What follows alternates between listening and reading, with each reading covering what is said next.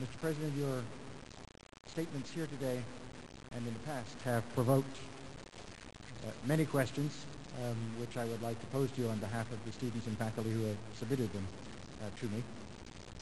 Let me begin with the question to which you just alluded. One by one. One by one, please. Yes.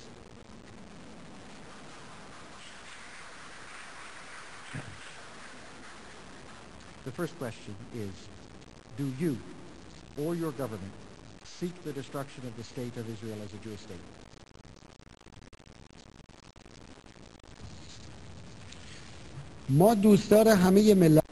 We love all nations. We are friends with the Jewish people. There are many Jews in Iran living peacefully with security. You must understand that in our constitution, in our laws, in the parliamentary elections, for every 150,000 people, we get one representative in the parliament. For the Jewish community, for 1/5 of this number, they still get one independent representative in the parliament. So our proposal to the Palestinian plight is a humanitarian and democratic proposal. What we say is that to solve this 60-year problem, we must allow the Palestinian people to decide about its future for itself. This is compatible with the spirit of the Charter of the United Nations and the fundamental principles enshrined in it. We must allow Jewish Palestinians, Muslim Palestinians, and Christian Palestinians to determine their own fate themselves through a free referendum.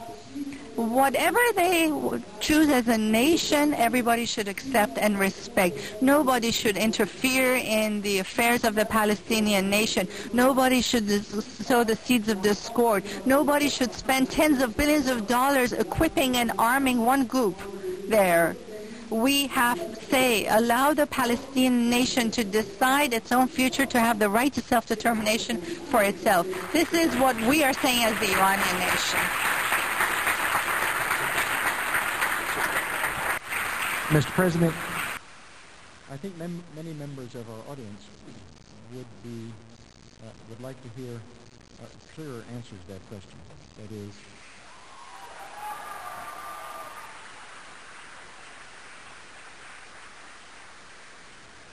the question is, do you or your government seek the destruction of the state of Israel as a Jewish state? And I think you could answer that question with a single word, either yes or no. And then you want the answer the way you want to hear it. Well, this isn't really a free flow of information. I'm just telling you what my position is. I'm asking you, is the Palestinian issue not an international issue of prominence or not? Please tell me, yes or no. There's a plight of a people. The question is yes. Well, thank you for your cooperation. It is we recognize there's a problem there that's been going on for 60 years. Everybody provides a solution, and our solution is a free referendum. Let this referendum happen, and then you'll see what the results are. Let the people of Palestine freely choose what they want for their future. And then what you want in your mind to happen there will happen and will be realized. Which was posed by President Bollinger earlier and comes from a number of other students. Why is your government providing aid to terrorists? Will you stop doing so and permit international monitoring to certify that you have stopped?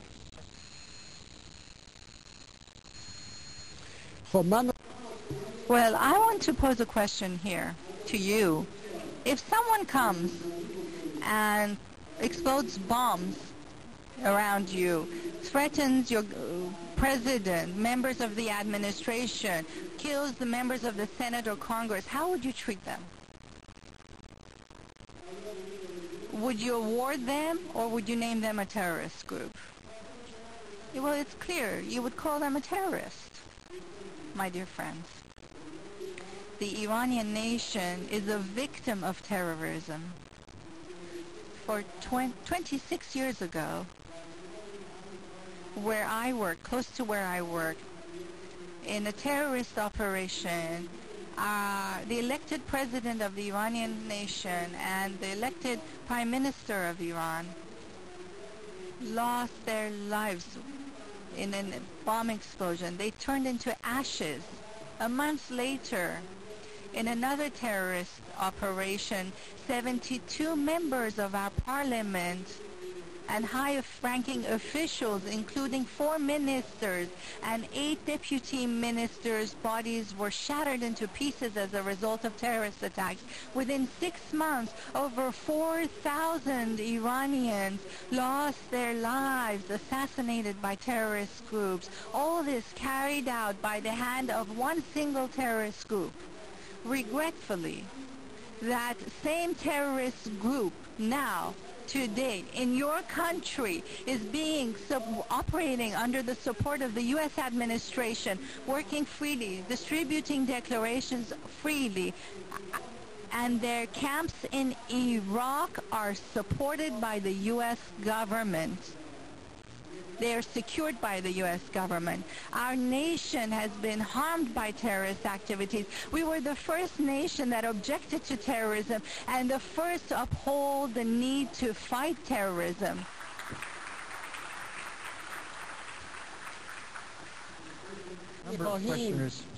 A number of people have asked.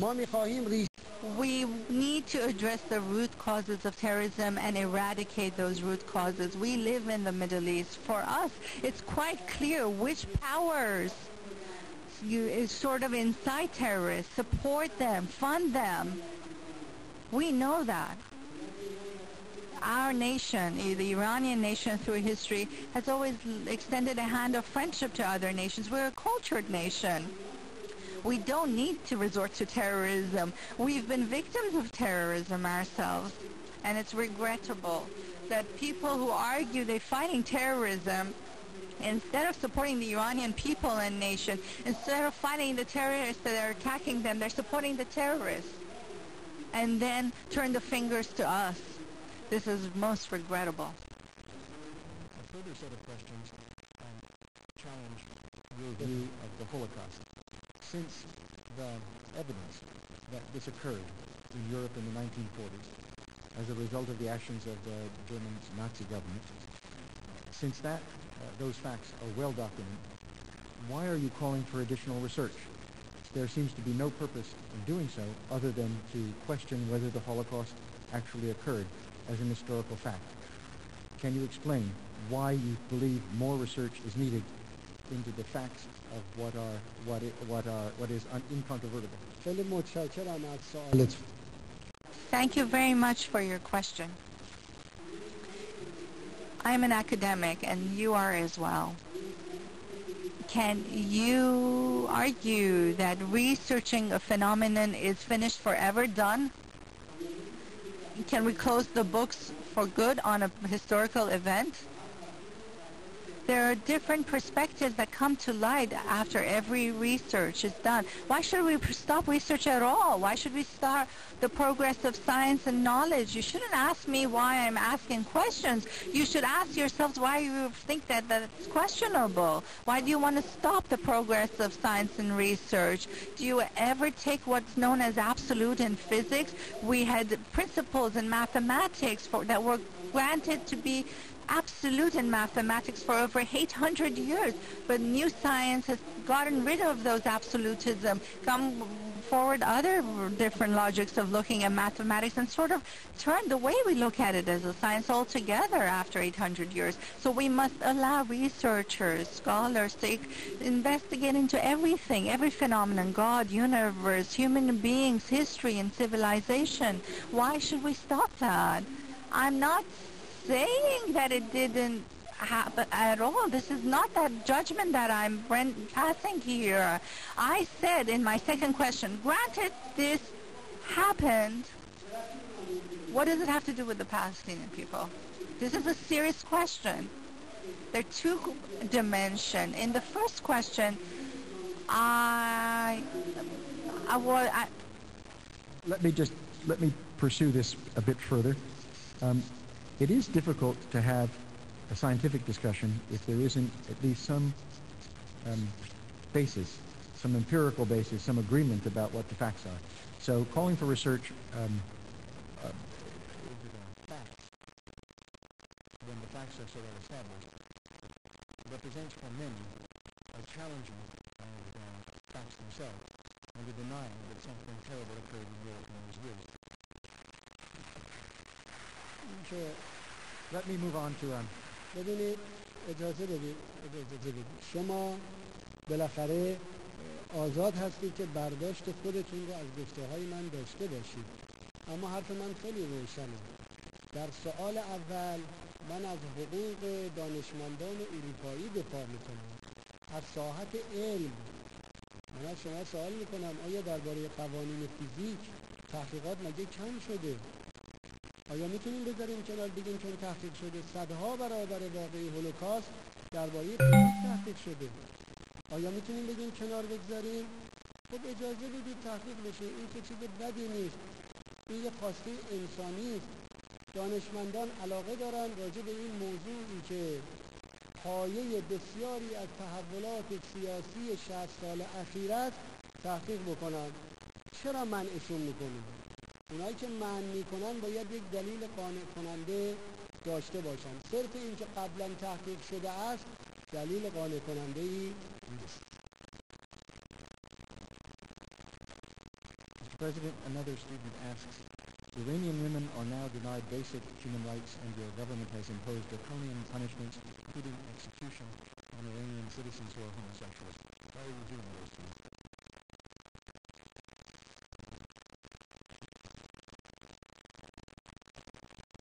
ببینید آزادی ها در ایران آزادی های واقعی. Freedoms in Iran are genuine, true freedoms. The Iranian people are free. Women in Iran enjoy the highest levels of freedom. We have two vice presidents that are female at the highest levels of specialized fields in our parliament, in our government, in our universities. They're present. In our biotechnological fields, there are hundreds of women scientists that are active. In the political realm as well. It's wrong for some governments when they disagree with another government to sort of try to spread lies that distort the full truth. Our nation is free. It has the highest level of participation in elections in Iran. 80%, 90% of the people turn out for votes during the elections, over half of which are women. So how can we say that women are not free? Is that the entire truth? But as for the executions, I'd like to raise two questions. If someone comes and establishes a network for illicit drug trafficking that affects the youth in Iran, Turkey, Europe, the United States, by introducing these illicit drugs and destroys them, would you ever reward them? People who lead cause the deterioration of the lives of hundreds of millions of youth around the world, including in Iran. Can we have any sympathy to them? Don't you have capital punishment in the United States? You do too.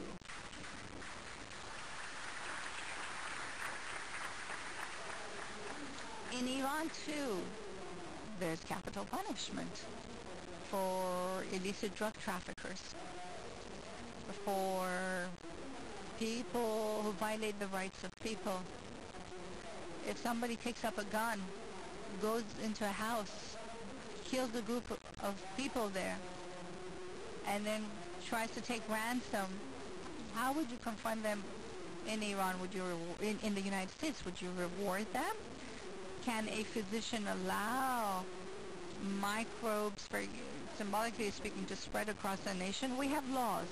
People who violate the public rights of the people by using guns, killing people, creating insecurity, sell drugs, distribute drugs at a high level, are sentenced to execution in Iran. And some of these punishments, very few are carried in the public eye, before the public eye. It's a law based on democratic principles.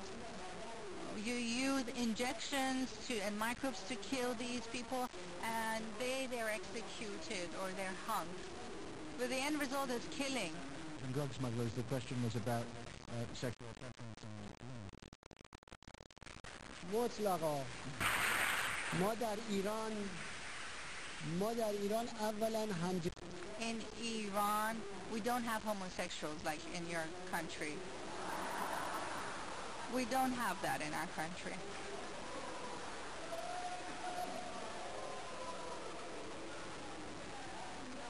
In Iran, we do not have this phenomenon. I don't know who's told you that we have it. But as for women, maybe you think that being a woman is a crime. It's not a crime to be a woman. Women are the best creatures created by God. They represent the kindness, the beauty that God instills in them. Women are respected in Iran. In Iran, every family who's given a girl is given, in every Iranian family who has a girl, they're 10 times happier than having a son. Women are respected more than men are. They are exempt from many responsibilities. Many of the legal responsibilities rest on the shoulders of men in our society because of the respect culturally given to women, to the future mothers. In Iranian culture, men and sons and girls constantly kiss the hands of their mothers as a sign of respect, a respect for women. And we are proud of this culture. One is, what did you hope to accomplish by speaking at Columbia today? And the second is, what would you have said if you were permitted to visit the site of the September 11th tragedy?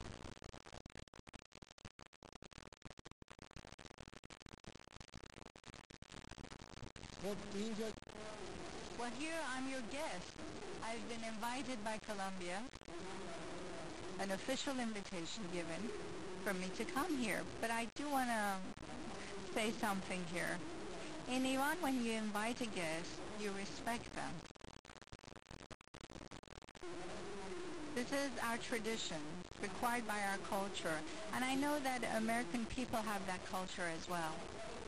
Last year, I wanted to go to the site of the September 11 tragedy to show respect to the victims of the tragedy, to show my sympathy with their families. But our plans got overextended. We were involved in negotiations and meetings till midnight, and they said it would be very difficult to go visit the site at that late hour of the night. So I told my friends then that they need to plan this for the following year so that I can go and visit the site and to show my respect. Regretfully, some groups had very strong reactions, very bad reactions. What's bad for someone, to prevent someone to show sympathy to the families of the victims of the September 11 event, tragic event. This is a respect from my side. Somebody told me this is an insult. I said, what are you saying? This is my way of showing my respect. Why would you think that? Thinking like that, how do you expect to manage the world and world affairs? Don't you think that a lot of problems in the world come from the way you look at issues because of this kind of way of thinking, because of this sort of pessimistic approach towards a lot of people, because of sort of the level of selfishness, self-absorption that needs to be put aside so that we can show respect to everyone, to allow an environment for friendship to grow, to allow all nations to talk with one another and move towards peace.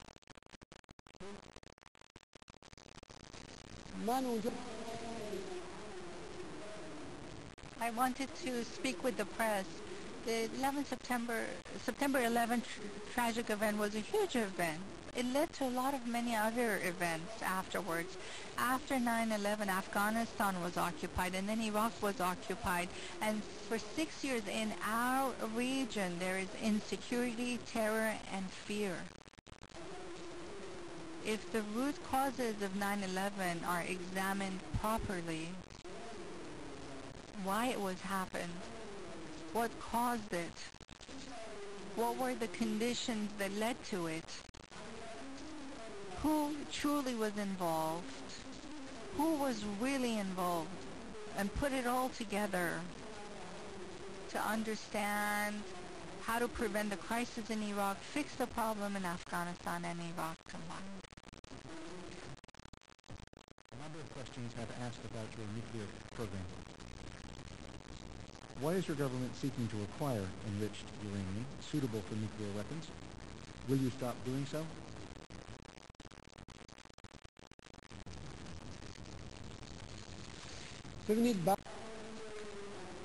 Our nuclear program, first and foremost, operates within the framework of law.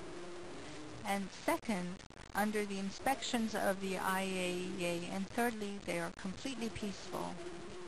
The technology we have is for enrichment below the level 5% level, and any level below 5% is solely for providing fuel to power plants. Repeated reports by the IAEA explicitly say that there is no indication that Iran has deviated from the peaceful path of its nuclear program. We're all well aware that Iran's nuclear issue is a political issue. It's not a legal issue. The International Atomic Energy Organization agency has verified that our activities are for peaceful purposes, but there are 2 or 3 powers that think that they have the right to monopolize all science and knowledge, and they expect the Iranian people, the Iranian nation, to turn to others to get fuel, to get science, to get knowledge that's indigenous to itself, to humble itself, and then they would, of course, refrain from giving it to us too. So we're quite clear what we need. If you have created the 5th generation of atomic bombs and are testing them already, what position are you in to question the peaceful purposes of other people who want nuclear power? We do not believe in nuclear weapons, period. It goes against the whole grain of humanity. So let me just tell a joke here. I think the politicians who are after atomic bombs or are testing them, making them, politically they are backward, retarded.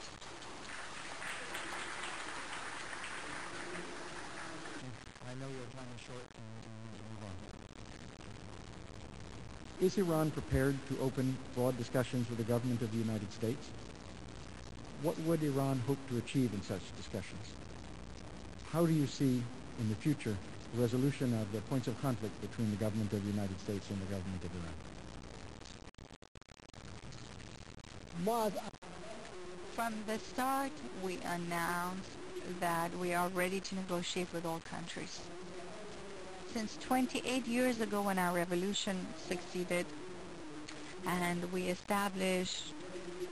took freedom and democracy that was held at bay by a pro-Western dictatorship, we announced our readiness that besides 2 countries, we are ready to have friendly relations and talks with all countries of the world. One of those 2 was the apartheid regime of South Africa, which has been eliminated. And the second is the Zionist regime. For everybody else around the world, we announced that we want to have friendly brotherly ties. The Iranian nation is a cultured nation. It is a civilized nature. It seeks, it wants talks and negotiations. It's for it. We believe that in negotiations and talks, everything can be resolved very easily. We don't need threats. We don't need to point bombs or guns. We don't need to get into conflict if we talk. We have a clear logic about that. We question the way the world is being run and managed today. We believe that it will not lead to viable peace and security for the world, the way it's run today. We have solutions based on humane values and for relations among states. With the U.S. government, too, we will negotiate. We don't have any issues about that. Under fair, just circumstances with mutual respect on both sides. You saw that in order to help the security of Iraq, we had 3 rounds of talks with the United States. And last year, before coming to New York, I announced that I am ready in the United Nations to engage in a debate with Mr. Bush, the President of the United States, about critical international issues. So that shows that we want to talk. Having a debate before the world public, before all the audience. So the truth is revealed, so that misunderstandings and misperceptions are removed, so that we can find a clear path for brotherly and friendly relations. I think that if the U.S. administration, if the U.S. government puts aside some of its old behaviors, it can actually be a good friend for the Iranian people, for the Iranian nation. For 28 years, they've consistently threatened us, insulted us, prevented our scientific development every day under one pretext or another. You all know Saddam, the dictator, was supported by the government of the United States and some European countries in attacking Iran. And he carried out an 8-year war, a criminal war. Over 200,000 Iranians lost their lives. Over 600,000 Iranians were hurt as a result of a war. He used chemical weapons. Thousands of Iranians were victims of chemical weapons that he used against us. Today, Mr. Nobave, who is a reporter, an official reporter, international reporter, who was covering UN reports in UN for many years. He is one of the victims of the chemical weapons used by Iraq against us. And since then, we've been under different propaganda sort of embargoes, economic sanctions, political sanctions. Why? Because we got rid of a dictator? Because we wanted the freedom and democracy that we got for ourselves? That we cannot accept. We think that if the U.S. government recognizes the rights of the Iranian people, respects all nations, and extends a hand of friendship with all Iranians, they too will see that Iranians will be one of its best friends. Would you allow me to thank the audience a moment? Well, there are many things that I would have liked to cover, but I don't want to take your time any further. I was asked, would I allow the faculty at Columbia and students here to come to Iran? From this platform, I invite Columbia faculty members and students to come and visit Iran, to speak with our university students. You're officially invited.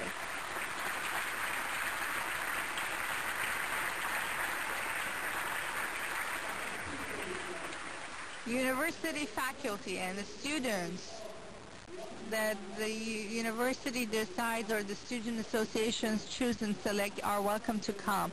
You're welcome to visit any university that you choose inside Iran. We'll provide you with a list of the universities. There are over 400 universities in our country, and you can choose whichever you want to go and visit. We'll give you the platform. We'll respect you 100%. We will have our students sit there and listen to you, speak with you, hear what you have to say. Right now in our universities, on a daily basis, there are hundreds of meetings like this. They hear, they talk, they ask questions, they welcome it. In the end, I'd like to thank Columbia University. that many politicians in the United States are trained in Columbia University. And there are many people here who believe in the freedom of speech, in clear, frank conversations. I do like to extend my gratitude to the managers here in the United States, at Columbia University. I apologize. The people who so well organized this meeting today, I'd like to extend my deepest gratitude to the faculty members and the dear students here. I ask Almighty God to assist all of us to move hand in hand to establish peace and future filled with friendship and justice and brotherhood. Best of luck to all of you.